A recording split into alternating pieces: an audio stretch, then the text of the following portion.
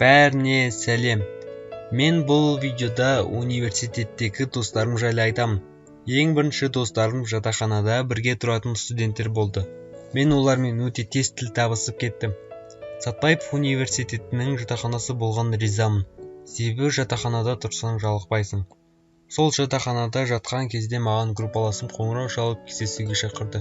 Солай өзімнің группаластармен таныстым. Мен ұжымдық мерекелерді группаластармен өткізгенді ұнатамын. Өкінішке орай мен оларды аптасына бір рет көремін. Себебі сабақтар оқушының деңгейіне байланысты топқа бөлінген. Соның арқасында көптеген студенттермен таныстым. Халқымыз айтқандай, досы көпті жау алмайды, ақылы көпті дау алмайды. Достық тек студенттердің арасында емес, ұстаз бен студенттердің де арасында болады. Жақсымен жолдас болсаң жетесің мұратқа дегендей, көп студенттердің арасынан жақсы жолдастар жинай аласың. Мен Сәтбаев университетін мақтан тұтамын. Университет тек баға мен сабақ қана емес. Университет үлкен отбасы. Университет үлкен шаңырақ. Видео авторы Есет Сұлтанбек.